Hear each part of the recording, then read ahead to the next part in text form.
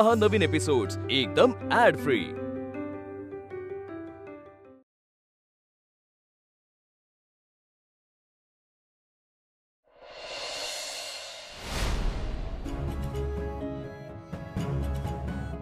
आरती, अगं काय किती हाका मारते, ऐकू येत नाही। फोन करतायत अण्णा, तोही उचलत नाही तुम्ही। काय करताय काय दोघी? अमूल्य कुठे आहे? कुठे दिसली नाही मला। अगं ती इथेच गेली कोपऱ्यावर, येईल आत्ता। कशाला? तू फोन कर बरं तिला। ते माझा फोन पण तीच घेऊन गेली। तुझा फोनही कशासाठी? मेमरी कार्ड, ते मेमरी कार्ड घालायचं होतं ना फोन मध्ये। ती म्हणाली मला जायचंच आहे, मी आणते घालून, मग ती गेली। जेवणाच्या वेळेला कशाला जायचं बाहेर? काय करत असताना तुम्ही दोघी खरंच मला कळत नाही। बरं ती आली होती, बघितलं होतं मी तिला, न सांगता बाहेर गेली। मी अण्णांना फोन करायला सांगते, तू ये लवकर, चल। इतका वेळ का लागतोय अमूल्याला? वेदांत येणार नाही ना घरी? काही गोंधळ नको व्हायला। काय करू मी, काहीच सुचत नाहीये।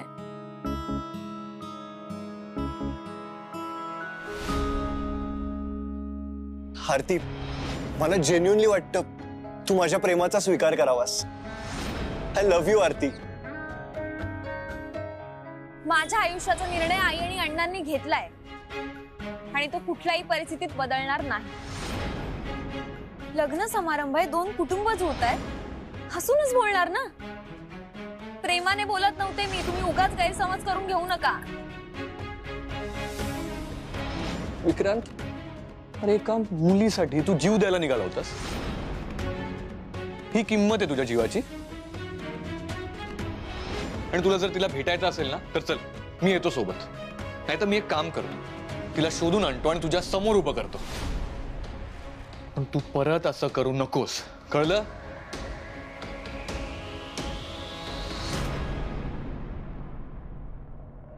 विक्रांत,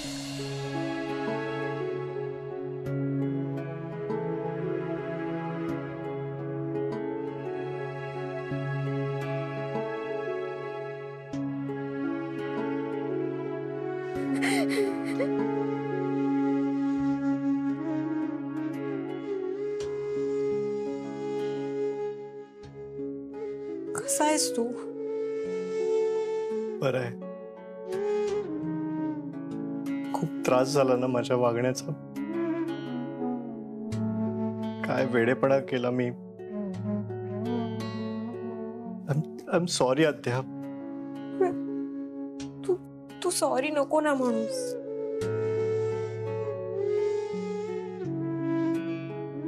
माझं चुकलंय, सगळं माहित होतं मला, पण मी कोणालाच काहीच नाही सांगितलं। तू माझ्याशी एवढं सगळं शेअर केलंस, मी ऍटलिस्ट वेदांत दादाला सांगू शकले असते ना, नाही सांगितलं।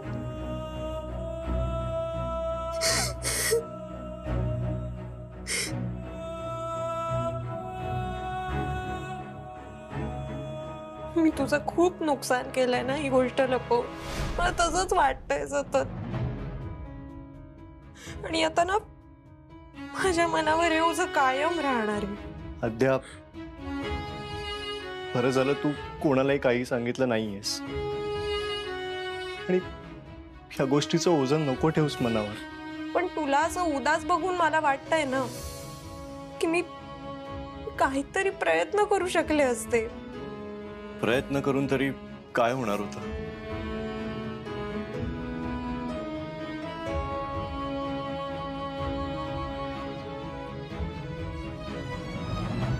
आरतीने मला स्पष्टपणे सांगितलं होतं आधीच, माझ्यामुळे तिला खूप त्रास झाला।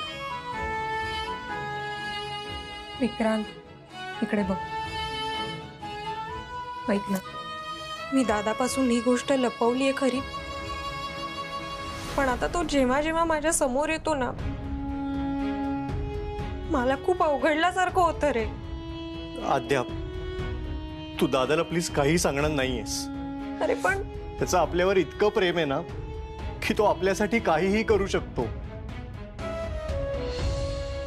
उद्या जर त्याला कळलं की ती मुलगी आरतीच आहे तर तो काय करेल मला माहित नाही. तिला जर माझ्यामुळे काही त्रास झाला ना तर मी स्वतःला कधीच माफ नाही करू शकणार. विक्रांत, तू शांत हो, रडू नकोस.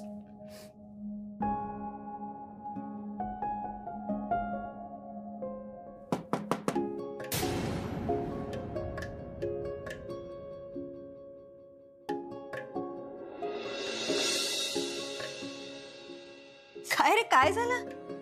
विक्रांत, तू असा वागतोयस की तुझी बहीण तुला खूप वर्षांनी भेटतीये. अरे, तुझ्या बहिणीचं सासर इथेच आहे जवळ. हो, सासर जवळ आहे, पण म्हणूनच भेटायची ओढ जास्त आहे ना. बरं ऐक ना आद्या, आता आलीच आहेस ना तर जेवून जा. आणि सार्थकना पण इथेच बोलवून घे. नाही आई, आज नको, खरंच. अगं, मला खूप कामं आहेत आज. नंतर. Bye bye.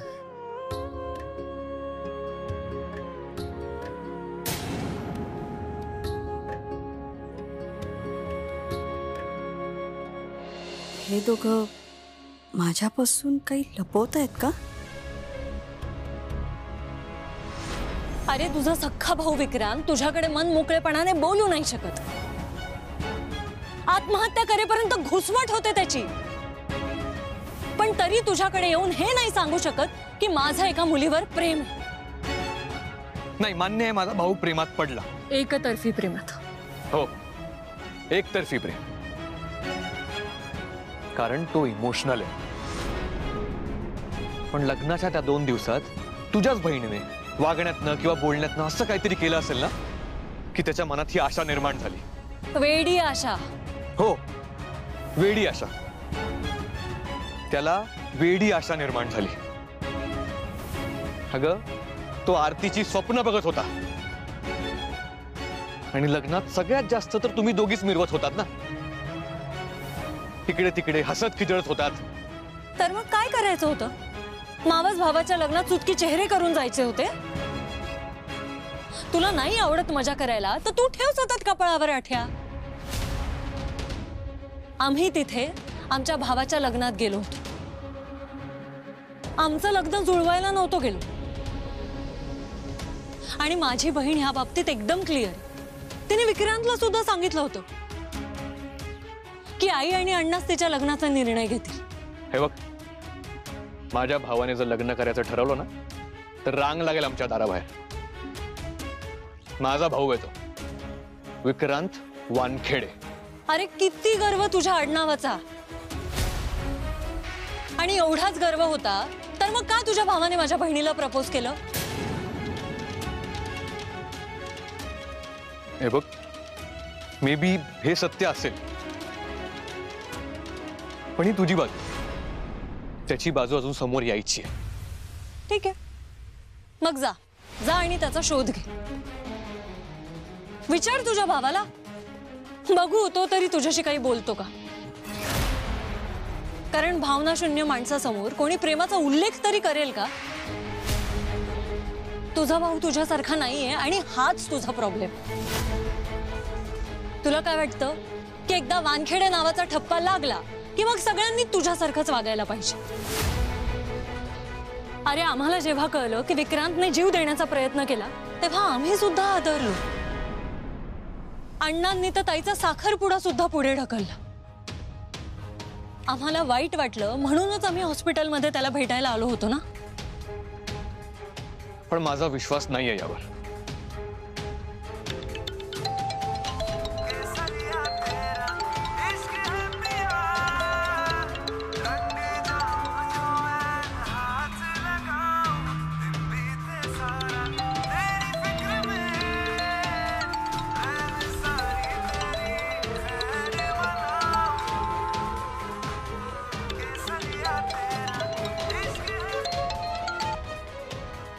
हॅलो. हा आई बोल. वेदांत, अरे कधी येणार आहेस घरी?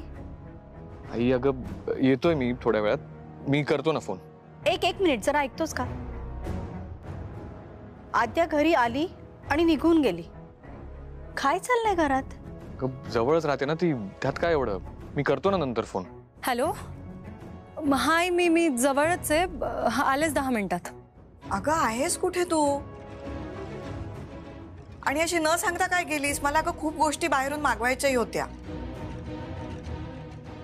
नाही, जरा ऐक ना माझं. अरे ती वाऱ्यासारखी आली आणि अगं तिचं घर आहे, आली असेल आठवण. हे तू नको सांगूस मला. आद्या घरी आली, विक्रांतला भेटली, मी खोलीत गेले आणि तिच्याशी बोलायला गेले तर निघून गेली. अरे ती तू मला मेसेज कर ना, मी येताना आणते. नाही आता नको. आता तू लवकर घरी ये, जेवायचे थांबलोय आम्ही. हो आलेच.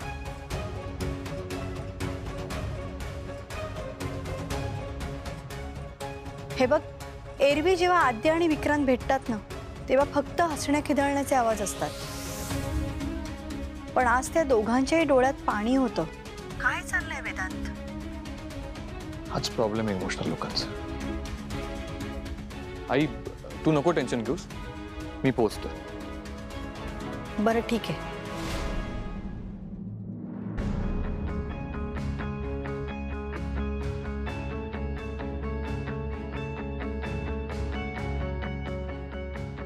मला निघावं लागेल. मलाही बोलूया त्यावर. तुझा सत्याचा शोध पूर्ण झाल्यावर. पुन्हा बोलावंच लागेल, कारण हा विषय अजून संपलेला नाहीये.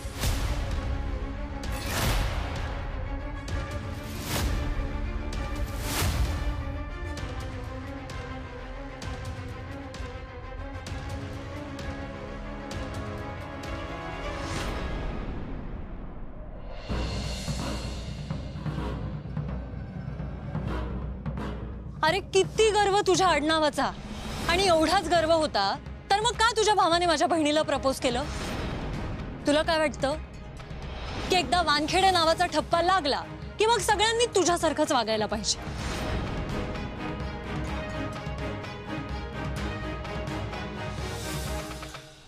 अरे आम्हाला जेव्हा कळलं की विक्रांतने जीव देण्याचा प्रयत्न केला तेव्हा आम्ही सुद्धा आदरलो.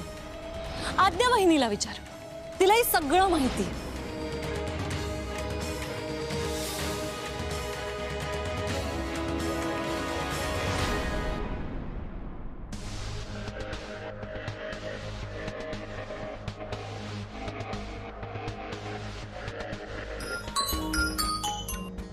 हा दादा बोल. आद्या, आईला काही कळलंय का? तू विक्रांतला भेटून गेलीस आणि तिचा मला फोन आला होता. अरे दादा, पण आम्ही तसलं काहीच बोलत नव्हतो. हा पण आई आली तेव्हा नेमकं तिने आम्हाला दोघांना रडताना बघितलं. अरे पण आम्ही ती गोष्ट हसण्यावारी नेली. पण कदाचित हे बघ आद्या, आज न उद्या आईला हे सांगावंच लागेल.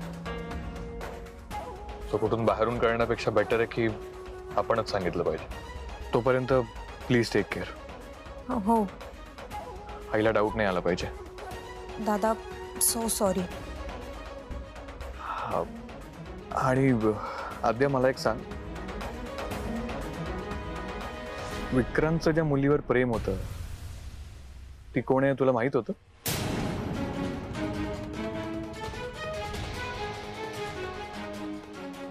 हो पण त्याने तुला अट घातली असेल ना, तुझ्याकडनं प्रॉमिस घेतला असेल की हे कोणाला सांगायचं नाही. असं आपण बोलूया. बाय.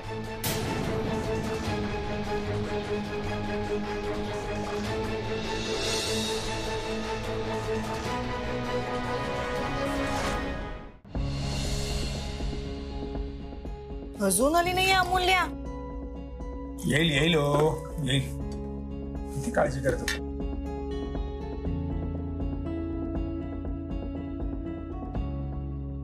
तू आहेस ती मुलगी?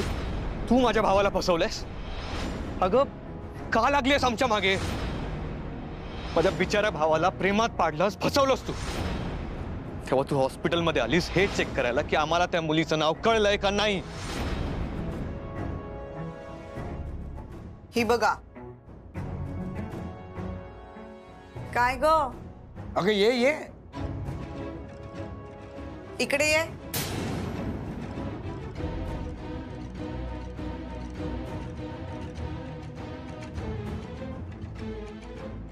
अचानक गेलीस कुठे न सांगता? अण्णा फोन करताय, तू फोनही उचलला नाहीस, वर हिचाही फोन बरोबर घेऊन गेलीस. आम्हाला कळणार कसं?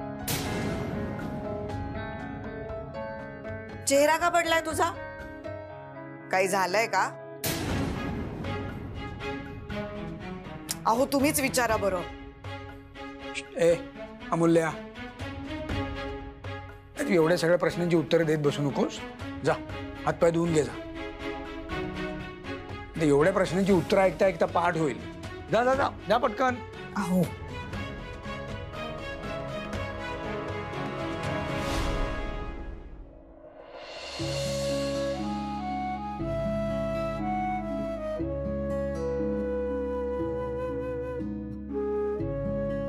आरती, या दोघींचं बोलणं ऐकताना आपण टेबल टेनिसची मॅच बघतोय असं झालं असतं ना आपलं. म्हणजे मी खूप बडबड करते हेच ना? अहो ती पण तुमचीच मुलगी आहे असं देखील म्हणतो मी. मी काही बोलतच नाही तर बस. बघू मुहूर्त बघू. नाही म्हणजे असं गेली कित्येक वर्ष म्हणताय म्हणून म्हण, बाकी काही नाही. गप्पच बसते कशी? वाढू का आता? नंतर नंतर नंतर.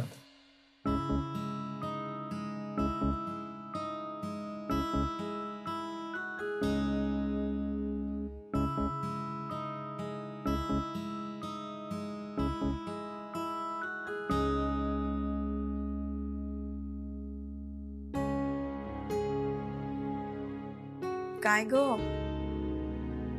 काय झालंय? एवढी शांत कायस?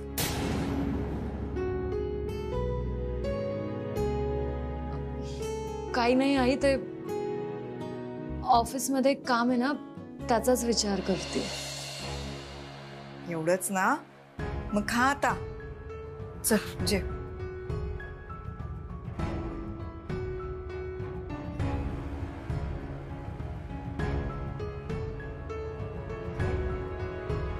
काय जॉब निवडलास ग तू? माझ्याच ऑफिसमध्ये जीवाच्या आकांताने त्या मुलीला शोधतो आणि ती मुलगी कुठे? माझ्याच ऑफिसमध्ये. आधी तो कार ऍक्सिडेंट. पैसे बघितलेस ना तू? किती पैसे हवेत बोल, मी तुला देतो ते पैसे. माझ्या भावाला काही झालं ना तर सोडणार नाही मी तुला.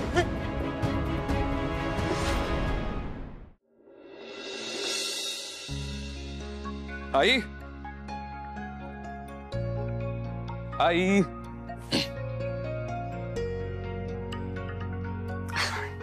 आलास? चल तू पटकन फ्रेश हो, मी जेवायला वाढते. आई बस ना थोडा वेळ. अरे पण आई प्लीज. बर बोल. आज माझा दिवस खूप छान गेला. हो का? मोठे मोठे प्रोजेक्ट सहज मिळू लागलेत मला. लवकरच एका ब्रिजचा प्रोजेक्ट सुरू करतोय. किती कष्ट करतोस रे वेदांत. उगाच नाही तुला यश मिळत, त्यामागे तुझी बुद्धी आहे, तुझे कष्ट आहेत. पण मला एक सांग, तुला आज काय सगळं मला सांगावंसं वाटतंय? नाही म्हणजे एरवी विचारलं तर फार जुजबी उत्तर देतोस तू मला. तूच नेहमी म्हणतेस तुझ्याशी बोलायला वेळ नसतो माझ्याकडे, आणि आज निवांत बसून बोलतोय तर तू. एक मिनिट वेदांत. वेदांत, मी आई आहे तुझी, आणि काय आहे ना, आईला मुलांच्या मनातलं बरचसं न सांगता कळतं. मला एका प्रश्नाचं खरं खरं उत्तर हवंय. तुम्ही तिघ जण माझ्यापासून काही लपवताय का? विक्रांत, आद्या आणि तू. आम्ही नाही आई, म्हणजे आम्ही का लपवू काही? आणि रादर लपवण्यासारखं काही नाहीच आहे ना. आणि आई यू नो मी तुझ्यापासून काहीच लपवत नाही. त्या बिझनेसच्या गोष्टी तुला बोरिंग वाटतात, तुला काहीच इंटरेस्ट नाहीये म्हणून मी सांगत नाही. पण तुला का वाटतंय असं? आद्या घरी आली होती. घरी आली आणि माझ्याशी काहीही बोलली नाही. सरळ विक्रांतच्या खोलीत गेली आणि नंतर विक्रांतची गप्पा मारत बसली होती. आई त्यांचं नातं तसंच आहे ना. म्हणजे आद्याला गप्पा मारायला विक्रांतच पाहिजे. तू उगाच खूप विचार करतेस. आई अगं तूच आद्याचं लग्न अशा घरी लावून दिलं जे जवळ आहे, लोक ओळखीचे आहेत. का? कारण आद्या नजरेसमोर राहिली पाहिजे. मग ती 2 वेळा आली काय किंवा 4 वेळा आली काय, इट डझंट मॅटर राईट.